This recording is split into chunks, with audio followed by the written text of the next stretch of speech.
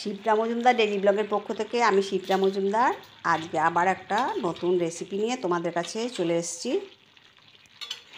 গরমের দিনে একটু ঠান্ডা ঠান্ডা হালকা পাতলা খাবার খেতেই ভালো লাগে, সেই রকমই উপযুক্ত একটা রেসিপি আমি তোমাদের কাছে হাজির করলাম। দেখো, আমি কয়েকটা ঝিঙে নিয়ে নিয়েছি, ঝিঙেগুলো কয়েকটা ছাল ছাড়িয়ে কেটে নিয়েছি, আর যেটা শেষ লাস্ট ঝিঙেটা ছিল সেটাও ছাল ছাড়িয়ে নিচ্ছি।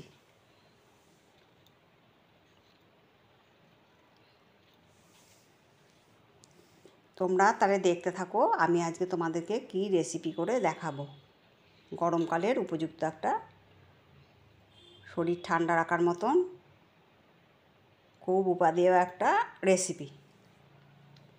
দেখো, আমি ঝিঙেটাকে সুন্দর করে ডুমো ডুমো করে কেটে নিলাম। প্রতিটা ঝিঙে আমি এক মাপে কেটে নিয়েছি।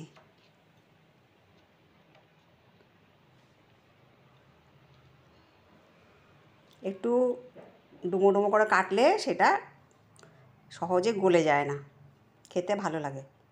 আলুটা ছাল ছাড়িয়ে নিয়েছি, সমস্ত আলুগুলো আমি এরভাবে ছাল ছাড়িয়ে নেব।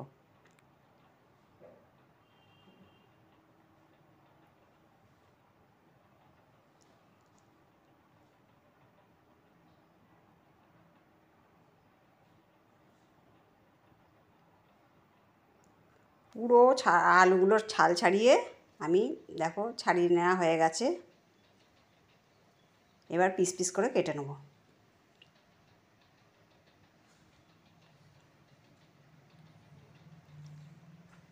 প্রতিটা আলুকে আমি এইভাবে ওই ঝিঙের মতনই ডুমো ডুমো করে কেটে নেব।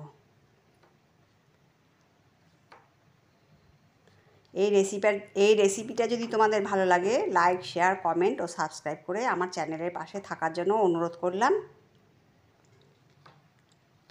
আর কমেন্টস করো, কেমন লাগলো না লাগলো অবশ্যই জানিও। যদি খারাপ লাগে সেটা সংশোধন করার চেষ্টা করব, আর যদি ভালো লাগে আমার পাশে সব সময়ের জন্য থেকো।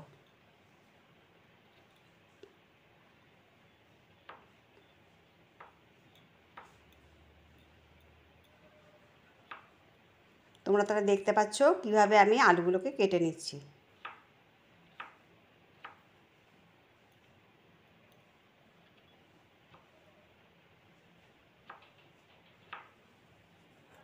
সমস্ত আলুগুলো আমার কাটা হয়ে গেল। এই বাটির মধ্যে সমস্তটা তুলে নিলাম।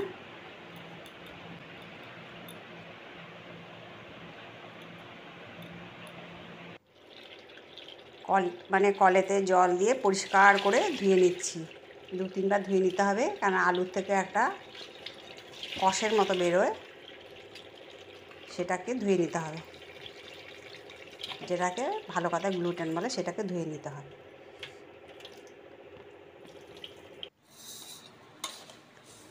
এবার একটা মিক্সিং জারের মধ্যে 4 চামচ পোস্ত নিয়ে নিলাম।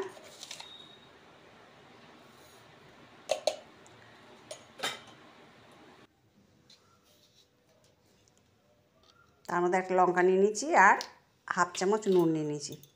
নুন দিয়ে পোস্তটা বাটলে বা যে কোনো মশলা বাটলে খুব সুন্দর পেস্টটা ভালো হয়।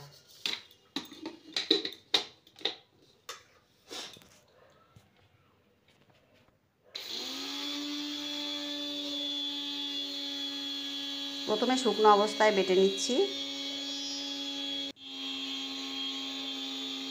আমি সব সময় আগে শুকনো করে একটু মিক্সিটা ঘুরিয়ে নিই, তারপরে আবার একটু জল দিয়ে বেটে নিই। এইভাবে খুব সহজেই হয়ে যায়। পোস্তটা আমার বাটা হয়ে গেছে। এইটা দিয়ে আজকে আমি ঝিঙে আলু পোস্ত রান্না করলাম। দেখো, কড়াইতে তেল গরম করে দিয়েছি। এবার ঝিঙেগুলোকে ছেড়ে দিলাম। সমস্ত ঝিঙে আলুটা একে একে তেলের মধ্যে ছেড়ে দিচ্ছি।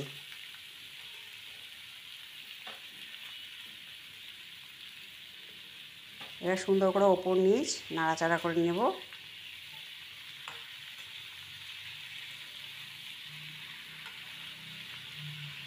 এই গরমে বেশিরভাগ মানুষ অসুস্থ হয়ে যায় যদি এরকম হালকা পাতলা খাওয়া হয়, তাহলে শরীরটা মোটামুটি ভালোই থাকে। এই জন্য যতটা সম্ভব আমি গরমকালে হালকা পাতলা রান্না করার চেষ্টা করি। ঝিঙে আলুর মধ্যে পরিমাণ মতো নুন দিয়ে দিলাম। এবার ওপর নিচে সুন্দর করে নাড়ি চাড়িয়ে নেব।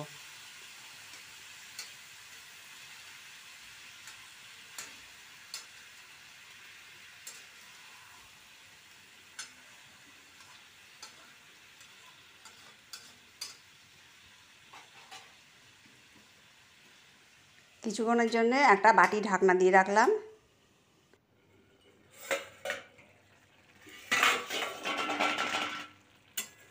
দেখে মনে হচ্ছে যে আলু সেদ্ধ হয়ে গেছে। হ্যাঁ, আলুটা সুন্দর সেদ্ধ হয়ে গেছে, তোমরা দেখো। আর ঝিঙেটাও নরম হয়ে গেছে। এবার পোস্ত বাটাটা দিয়ে দিলাম।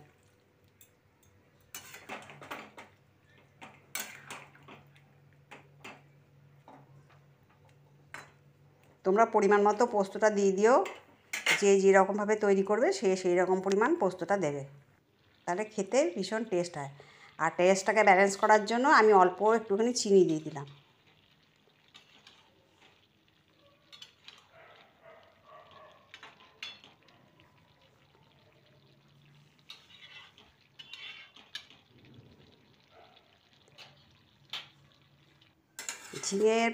ঝিঙে আলু পোস্তর মধ্যে এক্সট্রা জল দিতে হয় না। ঝিঙের মধ্যে থেকে যে জলটা বেরোয় সেটা দিয়ে রান্নাটা হয়ে যায়। দেখো আমার রান্নাটা কমপ্লিট হয়ে গেছে। এবার আমি একটা প্লেটের মধ্যে নামিয়ে নিচ্ছি।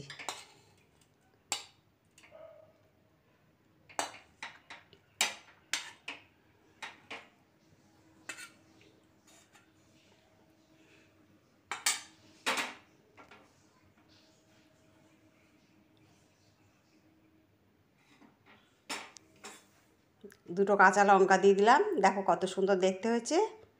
আচ্ছা, আজকে এই পর্যন্ত রাখি। আশা করি তোমাদের ভালো লেগেছে। তাহলে পরবর্তী এপিসোডে আবার দেখা হবে, কেমন? টাটা।